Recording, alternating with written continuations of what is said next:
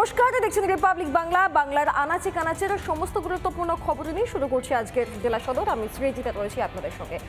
শুরুটা করা যাক কুলটি থেকে। সেখানে জল নেই, আর জল না থাকার কারণে পানীয় জলের দাবিতে বিক্ষোভ। যখন পুলিশ যায় সেই পরিস্থিতি নিয়ন্ত্রণ করতে, তখন আরও বিগড়ে যায় পরিস্থিতি। আন্দোলনকারীদের সঙ্গে হাতাহাতি শুরু হয়ে যায় পুলিশের। এরপরে কয়েকজনকে ঘটনাস্থল থেকে গ্রেফতার করা হয়।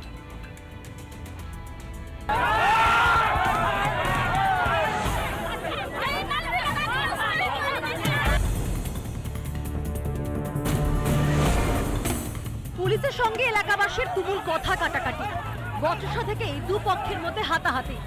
অবরোধ তুলতে ব্যাপক ধরপাকড় পুলিশের। किस वजह से रोड जाम? कितना साल से पानी পানীয় জলের দাবিতে স্থানীয়দের বিক্ষোভে এভাবে উত্তপ্ত হল পশ্চিম বর্ধমানের কুলটি এলাকা। আসানসোল শিল্পাঞ্চলে এই ছবি কিন্তু নতুন নয়। প্রতিদিনই পুরসভা এলাকায় দেখা যাচ্ছে যে পানীয় জলের জন্য রাস্তায় নামতে হচ্ছে সাধারণ মানুষকে। একে চাঁদি ফাটা গরম, তার সঙ্গে চলছে তীব্র জলসংকট। জোড়া ফলায় বিদ্ধ এলাকাবাসীর ধৈর্যের বাঁধ ভাঙে এদিন। জিটি রোড অবরোধ করে শুরু হয় বিক্ষোভ। স্থানীয়দের দাবি, তারা 3 বছর ধরে ভুগছেন। 59 ও 73 নম্বর ওয়ার্ডের বাসিন্দাদের নিয়ে হেলদোল নেই পুরসভা। বিক্ষোভের মাঝে পুলিশ এলে আরো উত্তপ্ত হয়ে ওঠে পরিস্থিতি। 3 साल से हम लोग को पानी नहीं मिल रहा है। बोल रहे हैं जाके काउंसलर को बोलते हैं तो बोले आपका मोहल्ला में 2 आदमी है, जाके उसको बोलिए। हम लोग 3 साल से पानी के लिए तड़प रहे हैं।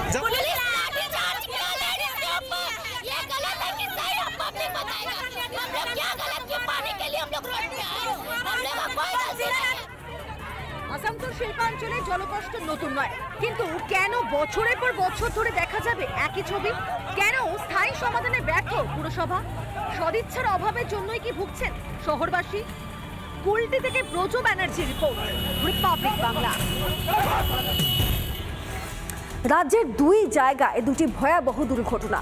নদিয়ার করিমপুরে বাসের সঙ্গে ধাক্কায় এক মারুতি আরোহীর 5 জনের মৃত্যুর খবর পাওয়া যাচ্ছে। আবার অপরদিকে দক্ষিণ 24 পরগনার বারুইপুরে একটি টোটোর সঙ্গে ধাক্কা লাগে একটি 4 চাকার, এবং সেখানেও 6 জন গুরুতর জখম।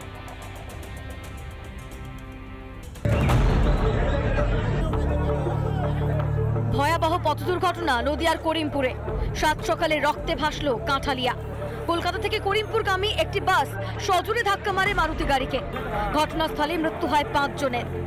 কৃষ্ণনগর থেকে করিমপুর আসার গাড়িতে মারাত্মক অ্যাক্সিডেন্ট। মারুতির সঙ্গে মারুতিতে 7-8 জন লোক ছিল, সবাই মারা গেছে। একটা গাছের সঙ্গে ধাক্কা লেগে মারুতিতে দুমড়ে দিয়েছে।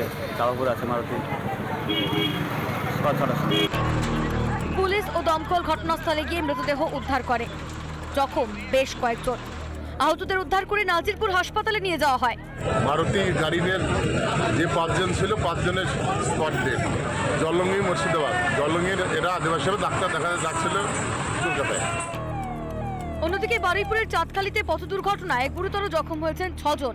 জয়নগর থেকে যাত্রী বোঝাই একটি অটো আসছিল বারুইপুরের দিকে, ঠিক উল্টো দিকে একটি অল্টো 4 চাকার গাড়ি এসে সরাসরি এই চাঁদখালিতে মুখোমুখি ধাক্কা খায়। ছড়িয়ে ছিটিয়ে পড়ে ওই গাড়িতে থাকা যারা আরোহীরা।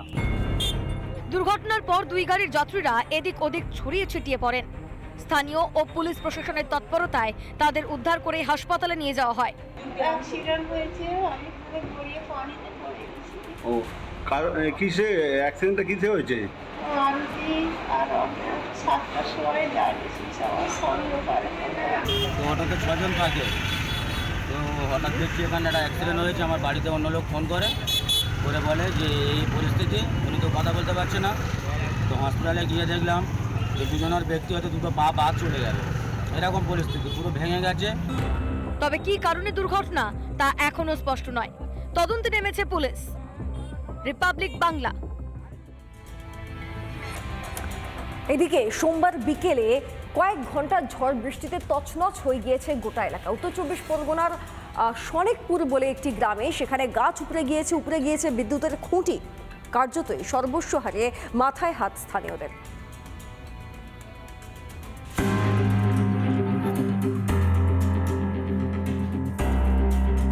লন্ডভন্ড গোটা এলাকা, উপড়ে পড়েছে বড় বড় গাছ।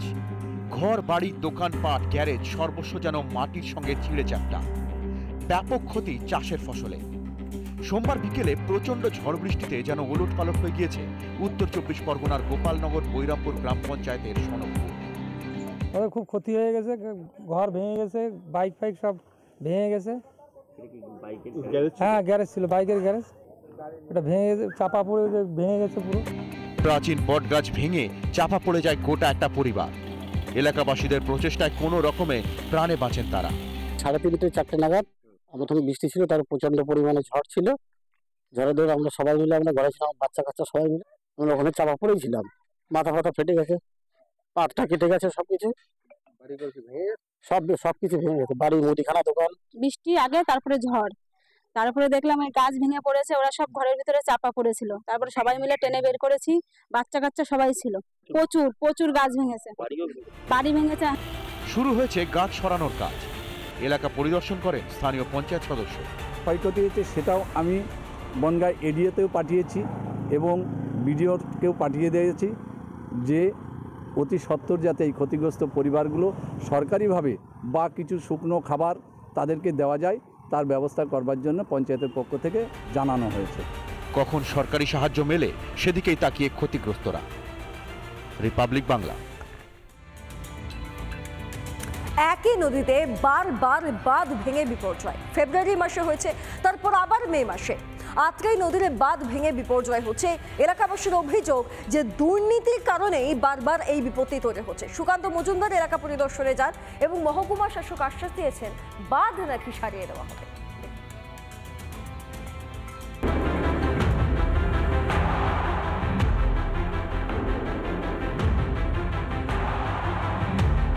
বাঁধ ভাঙে যায় তাহলে তো আমরা 10-15টা ঘর একবার বিলীন হয়ে যাবো। কাজ একদম নিম্নমানের হয়েছে, যেটা টাকা স্যাংশন হয়েছে সেই টাকার মধ্যে মনে করেন কাজই হয়নি। বাঁধের বয়স বছর গড়িয়েছে কি গড়ায়নি, তার মধ্যেই বারবার বিপর্যয়। আত্রাই ওপর তৈরি স্বল্প উচ্চতার নদী বাঁধ যেন এখন এলাকাবাসীর কাছে বিভীষিকা। বাঁধের আরেকটি অংশ নতুন করে ভেঙে পড়ায় ঘুম উড়েছে বালুরঘাটবাসীর। হু হু করে বেরিয়ে যাচ্ছে নদীর জল। বর্তমানে যে ড্যামের যে পরিস্থিতি, সেই পরিস্থিতি একবার দেখানোর চেষ্টা করব। ড্যামের যে মাঝখান, একদম মাঝ বরাবর যে স্ট্রাকচার রয়েছে, স্ট্রাকচারের পাশেই একদম ভেঙে গিয়েছে, বেশ কিছুটা অংশ ভেঙে গিয়েছে। 2023-এ বাঁধটি তৈরি করেছিল রাজ্য সরকার। প্রথমবার বিপর্যয় ঘটে চলতি বছরের 10ই ফেব্রুয়ারিতে। তড়িঘড়ি মেরামত করা হয় ক্ষতিগ্রস্ত অংশ। এরপর সোমবার গভীর রাতে ভাঙলো বাঁধের মূল অংশ। ফেব্রুয়ারির পর মে মাস, মাত্র 3 মাসের মধ্যে কেন আবার ভেঙে পড়লো নদী বাঁধ? সরকার ভালো মতো কাজ করবে না, করে না, এবং যারা ঠিকাদার কন্ট্রাক্টর এরা ভালো কাজ করে না। হয়তো টাকা আত্মসাৎ করেছে, চুরি করেছে, অর্ধেক টাকায় হয়তো কাজ হয়নি। যদি কাজটা ভালোই হতো তাহলে 1 বছর 1.5 বছরের মধ্যে ভাঙতো না জিনিসটা। এদিকে বিপর্যয়ের খবর পেয়ে মঙ্গলবার ঘটনাস্থলে আসেন প্রশাসনের কর্তা ব্যক্তিরা। আশ্বাস দেন দ্রুত ব্যবস্থা নেবার। সুপারিনটেন্ডিং ইঞ্জিনিয়ারও আসছেন, এসে নিশ্চয়ই ওনারা নেসেসারি অ্যাকশন নেবেন আর কি। বাঁধ বিপর্যয়ের খবর পেয়ে এদিন ঘটনাস্থলে আসেন স্থানীয় সাংসদ তথা কেন্দ্রীয় প্রতিমন্ত্রী সুকান্ত মজুমদারও। নেতাকে সামনে পেয়ে স্থানীয় প্রশাসনের বিরুদ্ধে ক্ষোভ উগরে দেন এলাকাবাসী।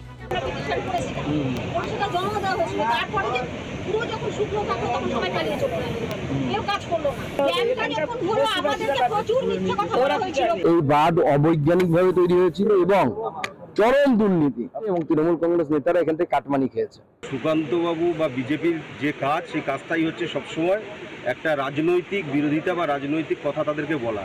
চুরি দুর্নীতির খেসারতিকে দিচ্ছেন বালুরঘাটবাসী। স্থানীয়দের অভিযোগের প্রেক্ষিতে আদৌ কি কোনো ব্যবস্থা নেবে প্রশাসন? বালুরঘাট থেকে রিপন ভৌমিকের রিপোর্ট, রিপাবলিক বাংলা। এদিকে নিজেদের কোন্দলেই তো জেরবার তৃণমূল কংগ্রেস। পুরুলিয়াতেও সেই একই কাণ্ড। রঘুনাথপুর পুরসভা আস্থা ভোটের আগেই বোর্ডটা গেল ভেঙে। আপাতত পুরো পরিষেবা সামাল দেবেন মহকুমার শাসক। আর এদিকে বোর্ড ভেঙে যেতেই প্রাক্তন পুরপ্রধান তিনি দলেরই একাংশের ওপর আঙুল তুলছেন। ছাড়ছে না বিজেপিও। দেখুন।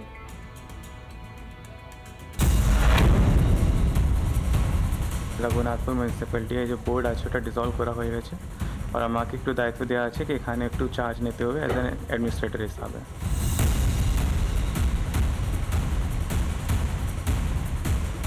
তৃণমূলের দুই শিবিরের সংঘাত। ভেঙে গেল পুরুলিয়ার রঘুনাথপুর পুরসভা। আস্থা ভোটের আগেই নাটকীয় পরিবর্তন। রাজ্যের পুর ও নগর উন্নয়ন দপ্তরের সিদ্ধান্তে পুরসভার দায়িত্বে এখন মহকুমা শাসক। চলতি মাসের দোরগোড়া থেকেই পুরসভায় ডামাডোল। পুরপ্রধান তরুণী বাউরির বিরুদ্ধে অনাস্থা আনেন তৃণমূলেরই 6 কাউন্সিলর, সঙ্গী হন এক কংগ্রেস কাউন্সিলর। অনাস্থা প্রস্তাব সমর্থন করেন বিজেপি কাউন্সিলরও। কিন্তু অগ্নি পরীক্ষার আগেই ভেঙে গেল বোর্ড, আর ক্ষমতা হারিয়ে দুর্নীতি ইস্যুতে নিজের দলের কয়েকজন কাউন্সিলরকেই কাঠগড়ায় তুললেন সদ্য প্রাক্তন পুরপ্রধান। আমি চাই নাই যে আমাদের পৌরসভার জনগণের টাকা যেন না লুটপাট হয়, কিন্তু ওদের চিন্তা ভাবনা টাকা চাই টাকা চাই, টাকা ছাড়া ওদের কোনো গল্প নেই। ফলে রাজ্যের আরও এক পুরসভার দায়িত্বে প্রশাসক।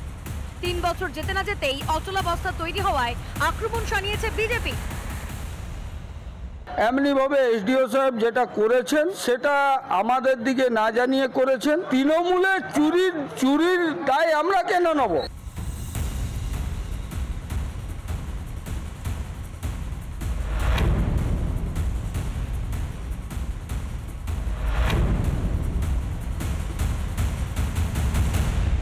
রঘুনাথপুর পৌরসভা নিয়ে কি বলবেন? গোষ্ঠী কর্মীদের চরমে একটা কথা বলবো যে এটা আমাদের হায়ার নেতৃত্ব দেখছেন। আমি তো এই সদ্য হয়েছি, আমি খোঁজ নিয়ে দেখছি। কবে মিটবে এই গোষ্ঠী কোন্দল, কবে সাধারণ মানুষ পরিষেবা পাবে সে নিয়েই কিন্তু একাধিক প্রশ্ন তুলছে এলাকার বাসিন্দারা। পুরুলিয়া থেকে অরবিন্দ মাহাতোর রিপোর্ট, রিপাবলিক বাংলা। দেখুন, টিটাগড় বিস্ফোরণ কাণ্ডের কথা আপনারা ইতিমধ্যে সকলেই জানেন। এই বিস্ফোরণ কাণ্ডে কাউন্সিলর সহ ধৃত 2। এবার এদেরকে যখন নিয়ে যাওয়া হচ্ছে তখন টিটাগড় থানার সামনে ক্ষোভে ফেটে পড়েন একেবারে এই কাউন্সিলরের অনুগামীরা। যাই হোক, এখন গোটা এলাকায় পুলিশ মোতায়েন করা হয়েছে।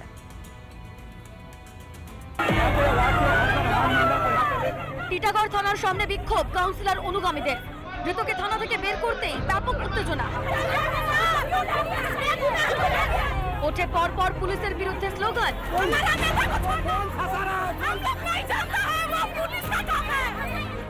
আবাসনে বিস্ফোরণ হওয়া ঘরটি কাউন্সিলর দখল করে রেখেছিলেন বলে আগেই অভিযোগ করেন স্থানীয়রা। তাহলে কি কাউন্সিলরের নেতৃত্বেই ঘরটিতে বিস্ফোরক মজুত করা হয়েছিল? বিষয়টি স্পষ্ট না হলেও থানা থেকে বেরোতেই ফাঁসানোর অভিযোগ ধৃত আরমানের। আমাকে ফাঁসানো হবে, আমি কাজ করি এই জন্য ফাঁসানো হচ্ছে।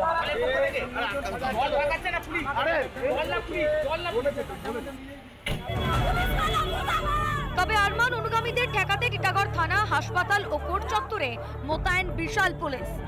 রিপাবলিক বাংলা।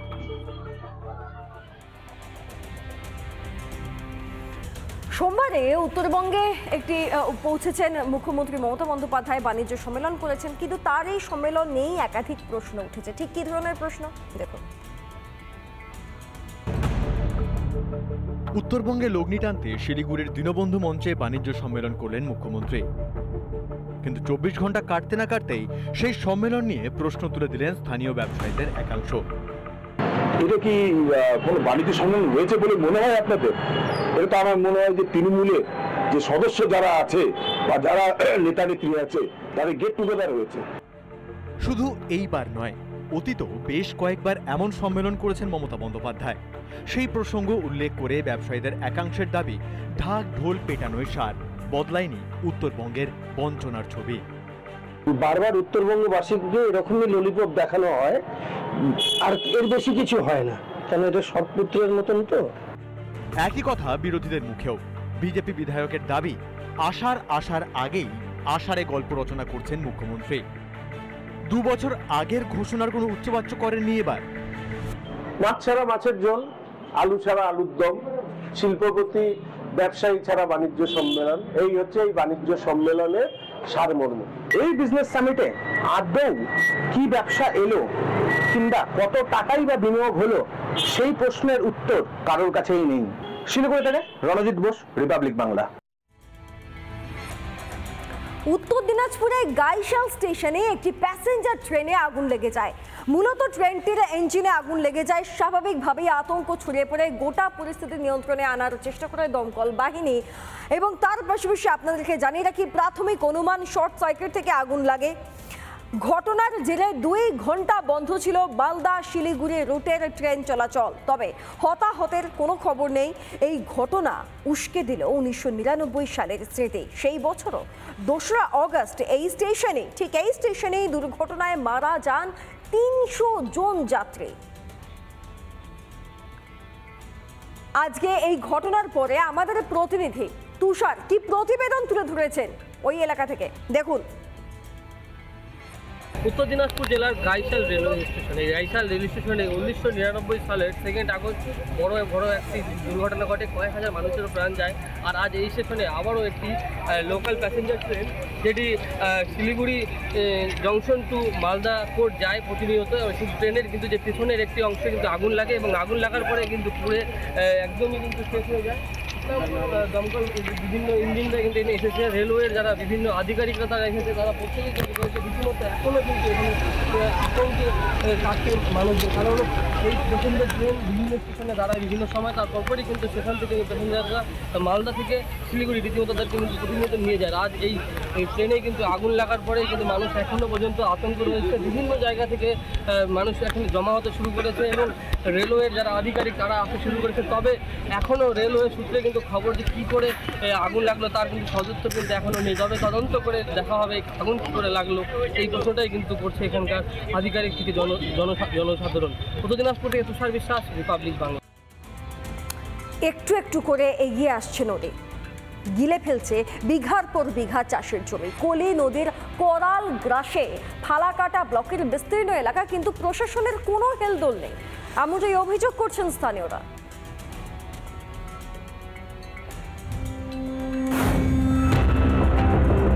আলিপুরদুয়ারের ফালাকাটা ব্লকের ধনিরামপুর 2 গ্রাম পঞ্চায়েত এলাকা গা ঘেঁষে বয়ে গিয়েছে কলি নদী।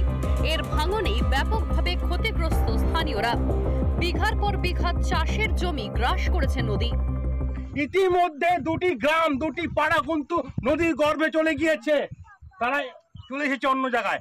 এখন যেখানে এসেছে সেটাও যাওয়ার পথে। কিছু জমিন ধরে আছি, আমাদেরও বছর বছর জমি ভাঙতেছে, একদম মানে রক্ষা করার মতন আমার আর ক্ষমতা হইতেছে না। ভোট আসে, ভোট দেই, বলে তোমাদের ভোট দাও, এটা কাজ হবে, ভোট হয়ে গেল, নেতার ঘরের আর দেখা সাক্ষাৎ নাই। নদী ভাঙনে ক্ষোভে ফুঁসছেন স্থানীয়রা। তাদের দাবি, বারবার আবেদন করা হলেও বাঁধ তৈরির উদ্যোগ নেয়নি প্রশাসন। সামনে আবার বর্ষা, আর এতেই চিন্তায় ঘুম উড়েছে এলাকাবাসীর। বর্ষার সময় যায় কিনা প্রতিনিয়ত যাচ্ছে, বর্ষা সারা টোটাল সিজন, বর্ষা শীতকাল টোটাল এখনো ভাঙছে। তারা প্রতিশ্রুতি দিয়েছে হবে, আজ হবে কাল হবে করতে করতে, আর চাষিদের দেখুন কি শোচনীয় অবস্থা, মানে কোনো হেলদোল নেই, কোনো হেলদোল নেই। আমরা শুধু চাচ্ছি যে বর্ষার আগে বাঁধের ব্যবস্থা করুন। যখনই আমি আলিপুরদুয়ার যাই, ইরিগেশন ডিপার্টমেন্টে যাই এবং বলি যে আমার এলাকাতে নাম তুলে আমি বলেছি যে এলাকাতে সেতু নির্মাণ খুব দরকার আছে, যে বাঁধ নির্মাণ খুব জরুরি আছে। আমি আজকে আবার আলিপুরদুয়ার আছে, সেখানেও আমি গিয়ে বলবো যে আমি যে লিখিতভাবে দিয়েছি সে কাজগুলো অবিলম্বে করা হোক। ভোট আসে ভোট যায়, নদী পাড়ের বাসিন্দাদের দুঃখ কষ্ট ঘোচে না।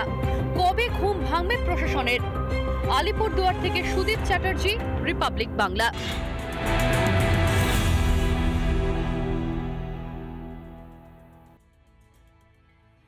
নানা ধরনের কন্টেন্ট দেখার জন্য লাইক করুন, শেয়ার করুন আমাদের ফেসবুক পেজ, সাবস্ক্রাইব করুন আমাদের ইউটিউব চ্যানেল। পাশাপাশি অন্যান্য ব্রেকিং নিউজের জন্য অবশ্যই চোখ রাখুন রিপাবলিক বাংলায়।